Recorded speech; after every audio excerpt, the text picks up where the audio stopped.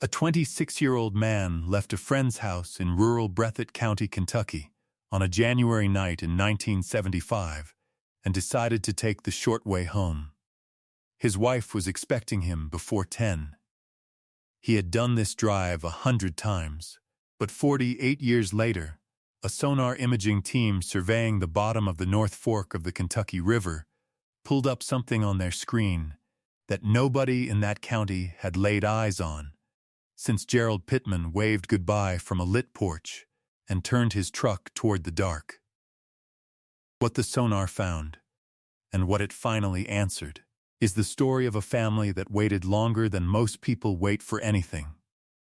Breathitt County, Kentucky, sits deep in the Daniel Boone National Forest country, a landscape of tight creek hollows and ridge roads that curl back on themselves without warning, where in January the fog comes in off the river before dark and doesn't lift until mid-morning.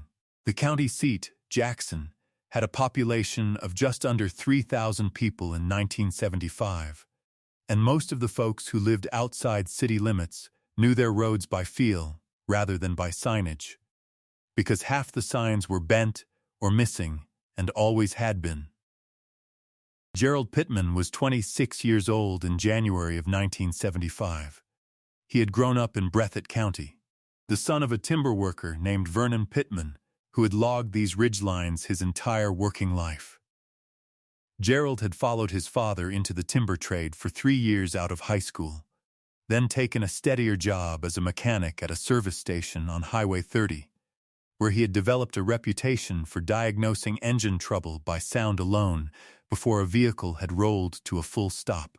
His boss, a man named Dale Combs, would say later that Gerald was the best natural mechanic he had ever employed, and that losing him left a gap at the shop that took 2 men to fill. Gerald had married his wife, Loretta, in the spring of 1972. They lived in a rented house on Frozen Creek Road, 12 miles from Jackson, a low white frame house with a porch that sagged pleasantly on one side, and a wood stove that Gerald had rebuilt himself the first winter they lived there. Loretta worked the register at the Breathitt County Farm Supply 3 days a week. They were expecting their first child in March. By January of 1975, Loretta was 7 months along, and in the particular way that a pregnancy makes every ordinary evening feel like something worth remembering, the house on Frozen Creek Road had taken on a warmth that both of them noticed without naming it.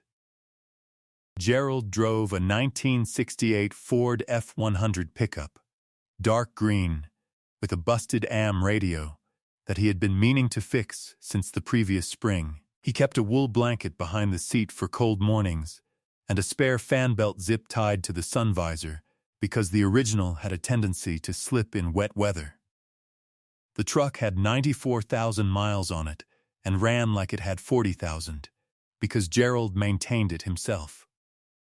On the evening of January 11, 1975, he drove to a friend's house 6 miles north of Jackson, a man named Ray Sizemore, with whom he had grown up and still hunted every fall. They had dinner. They watched the news.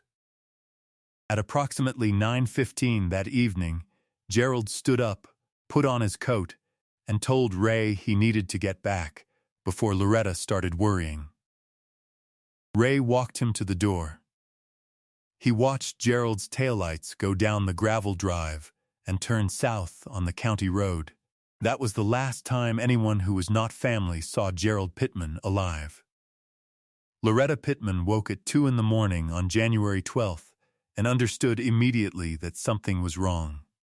The truck was not in the yard. She called Ray Sizemore's house and let it ring. No answer. She called Gerald's father, Vernon, who drove to Frozen Creek Road in the dark and sat with her until dawn, at which point they called the Breathitt County Sheriff's Department. Deputies were dispatched at approximately 6:30 that morning. By 8, they had established that Gerald's truck had not been seen at any of the expected points along his most likely route home: Highway 30, Route 15, or the county road that ran south along the river. By 9:15, they had accounts from two separate households reporting that they had heard nothing unusual on the road the previous night, which in that hollow, where sound carried, was itself significant. The search expanded through the morning. Volunteers from Jackson and the surrounding communities joined sheriff's deputies combing the roadsides, the creek banks, and the gravel pull-offs along the North Fork corridor. The fog had cleared by noon, and what they found was nothing. No skid marks, no broken guardrail, no debris, no sign of the dark green F-100 on any road Gerald might reasonably have taken. By mid-afternoon, a deputy named Cletus Ward had begun focusing his attention on a stretch of Route 15, where the road runs close enough to the North Fork that a vehicle leaving the pavement in low visibility conditions would have very little time to stop before reaching the bank. The guardrail along that stretch was old and in two places had been repaired with wooden posts rather than steel. Ward noted this. He requested that the county contact the Army Corps of Engineers about a river survey of that section. The request was acknowledged. No survey was conducted. That detail would sit in the case file for 48 years. Loretta gave birth to a daughter, Angela, on March 4, 1975, 7 weeks after Gerald disappeared. She named her after Gerald's grandmother. She brought Angela home to the house on Frozen Creek Road and placed her in the crib Gerald had built from a kit the previous October, the one that still had a small pencil mark on the headboard, where he had measured the wrong slat twice and laughed about it. Loretta did not remove that pencil mark for the next 15 years. The Breathitt County Sheriff's Department maintained Gerald Pittman's case as an open missing persons file. But the investigation, such as it was in a rural county with limited resources in 1975, had effectively stalled within the first 3 weeks. The most credible working theory among deputies was that Gerald had gone off the road into the North Fork. The river was high and dark in January. The road along its bank was treacherous in fog, but without a body, without the truck, without any physical evidence, that theory could not be confirmed, and Gerald could not be declared legally dead. Vernon Pittman, Gerald's father, spent the better part of 3 years making his own search. On weekends, he drove the roads between Ray Sizemore's house and Frozen Creek Road in every combination of route and shortcut he could identify. He walked the riverbank south from Jackson on foot 3 times. He spoke to every household along the North Fork corridor and asked the same question. Had anyone seen anything that January night? Anything at all that they might not have thought to report? Most people had not. 2 people mentioned a sound, something they had taken at the time for ice shifting on the river, but couldn't place it more specifically than somewhere south of the bridge. Vernon wrote it down. He kept a notebook. He kept it in the breast pocket of his work jacket until the jacket wore out, then transferred it to the next one. Vernon Pittman passed away from lung cancer in 1989, 14 years after his son disappeared. The notebook went with him. What he left behind was a family that understood, in the way families in these situations come to understand things, that the river had Gerald, and that the river was not giving him back. Loretta raised Angela alone. She moved back to Jackson proper in 1978, into a smaller house, and took a full-time position at the county clerk's office, where she worked for the next 23 years. Angela grew up knowing her father through photographs and the stories her mother and grandfather told. The busted radio he was always going to fix. The pencil mark on the headboard. The way he could hear what was wrong with an engine before it pulled into the bay. Angela became a nurse. She married. She had 2 children of her own, a boy and a girl, and told them about their grandfather the same way her mother had told her. Not as a tragedy, but as a person. By 1995, 2 decades had passed since Gerald drove away from Ray Sizemore's porch. The case file at the Breathitt County Sheriff's Department had been transferred to a storage box and moved to an archive room. Nobody was actively working it. There was nothing to work. The river had never given anything up. By 2010, Loretta Pittman was 65 years old and beginning to say, in quiet moments with Angela, that she didn't think she would ever know, that she had made her peace with not knowing. Angela had not made her peace. She began, in the years after that conversation, writing to the Kentucky State Police Cold Case Unit and to the Army Corps of Engineers, asking whether any sonar survey of the North Fork had ever been conducted in the area south of Jackson. The answers she received were patient and unhelpful.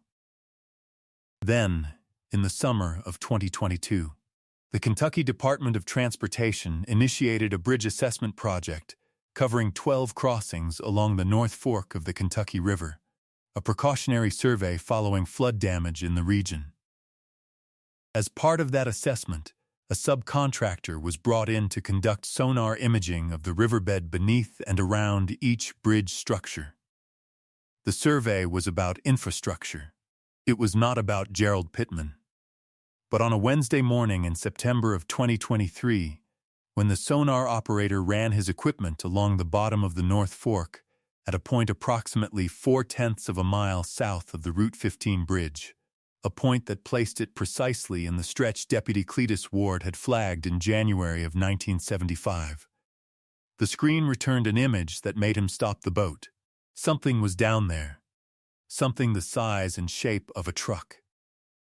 Every case on this channel represents weeks of digging through records, verifying facts, and piecing together real lives that deserved better. If you want us to keep uncovering the truth behind stories like this one, please take a second to like this video and subscribe. Drop a comment telling us where in the world you're watching from. Your support is what makes this possible. Now, let's get back to Angela. Angela Pittman Moore was 48 years old when the Kentucky State Police contacted her in October of 2023. She was at work. She stepped into a hallway. The investigator on the phone, a detective named Brian Tolliver with the CESP Missing Persons Unit, told her what the sonar had found, what the subsequent dive team had confirmed, and what the license plate recovered from the riverbed had verified.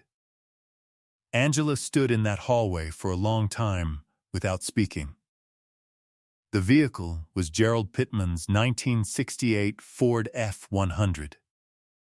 It had been on the bottom of the North Fork of the Kentucky River for 48 years and 4 months, resting upright in approximately 22 feet of water, approximately 60 feet from where Deputy Ward had walked the bank in January of 1975. The truck had gone off the road at a point where the wooden guardrail post had long since rotted away, in a location that would have been nearly invisible on a January night in heavy fog, on a dark stretch of river road, heading home. The process sonar imaging uses to locate submerged objects is the same technology employed in maritime search and rescue and underwater archaeology. Sound waves are projected from a towed unit, and the return signatures are rendered as a grayscale image on screen, with dense objects like metal registering as bright reflective shapes against the softer return of riverbed sediment. The dive team that followed was able to confirm make, model, and recover the plate within a single working day. Gerald Pittman had not vanished. He had not left. He had done what Deputy Ward suspected he had done 48 years earlier. He had missed a curve in the fog, gone through a guardrail that couldn't hold, and gone into the river. He had been 60 feet from the road the entire time. He had been there when Vernon walked the bank. He had been there every year Loretta drove the route to Jackson. He had been there for 48 years and 4 months, waiting for a technology that hadn't existed when he went in. Gerald's remains, recovered during a subsequent operation, conducted with full cooperation from the Pittman family. were identified through dental records that Loretta had preserved in a filing cabinet for over 4 decades, telling Angela once, when she was a teenager, that she kept them, because you never knew when you might need to be ready to know the truth. She had been ready for 48 years. Angela drove from her home in Lexington to Jackson the morning after Detective Tolliver's call. She went to her mother's house first. Loretta was 80 years old. She was sitting in the kitchen when Angela arrived, the way she usually was in the mornings, with a cup of coffee and the local paper she hadn't gotten around to reading. Angela sat down across from her and told her everything. Loretta listened with both hands around her cup, the way she always held it when she was paying close attention to something. When Angela finished, Loretta was quiet for a moment. Then she said, 60 feet. She said it the way you say something that is too large to take in all at once, and so you start with the part you can say out loud. 60 feet. All that time, Gerald Pittman was laid to rest in the Breathitt County Memorial Cemetery on a Saturday afternoon in November of 2023, 48 years and 10 months after he left Ray Sizemore's porch. The service was attended by people who had known Gerald, by people who had only heard about him from their parents, and by people who had read about the case in the days after the recovery, and felt, in the particular way this kind of story moves through a community, that they owed it to him to be there. Angela sat beside her mother in the front pew. She held her mother's hand throughout. She had been born into a mystery she had never asked for, and she had spent years refusing to accept that mysteries have to stay that way. They don't. Not always. The wool blanket behind the truck seat, the one Gerald kept for cold mornings, was still there. 48 years underwater, reduced to a compressed mat of fiber pressed flat against the cab floor. But there. The spare fan belt, zip-tied to the sun visor, was still there. Too, the truck was where Gerald had left it, in the condition that 48 years in a river produces. And those 2 small details inside it were, in their way, the most complete portrait of a man that a cold river bottom could preserve. A man who kept warm on cold mornings and who fixed things before they failed him. The guardrail on Route 15 south of Jackson has been replaced. The wooden posts are gone. The new sections are steel. Deputy Cletus Ward, the man who walked that bank in January of 1975 and wrote in his notes that the river needed to be searched, died in 2004 without knowing he had been right. He had requested the survey. The request had been filed and forgotten. That is the weight of an unanswered administrative form, not the weight of malice, not the weight of corruption, but the ordinary, devastating weight of a request that nobody followed through on. Gerald Pittman was 60 feet away for 48 years because a guardrail was wooden and a survey request was never processed. There is a version of this story that doesn't end with a sonar screen. A version where the bridge assessment project follows a different route, or the subcontractor skips that particular section, or the survey happens on a day when river conditions obscure the return signature. That version of this story leaves Loretta Pittman dying without knowing. It leaves Angela with a filing cabinet full of letters to agencies that never quite answered. It leaves Gerald Pittman in the river. The difference between those 2 versions of this story is a Wednesday morning boat survey conducted for reasons that had nothing to do with Gerald, and the fact that Angela refused, for 20 years, to stop asking whether the river had been searched. Before you go, 3 things are worth thinking about. 48 years is a long time to spend 60 feet from a road. What does that distance, the closeness of it, the nearness, mean to you? Deputy Ward requested a river survey in January of 1975. That request was never acted on. At what point does an administrative failure become something more than that? And what do you think it meant to Loretta, after 48 years, to finally know the word that had been missing all that time? Not a mystery, not a disappearance, but an accident? Leave your answer below. Every comment keeps these stories alive. Gerald Pittman came home after 48 years. Stories like his are why this channel exists. If you believe that the truth is worth finding no matter how long it takes, subscribe so you don't miss the next case. More cases are waiting in the description below. Thank you for watching.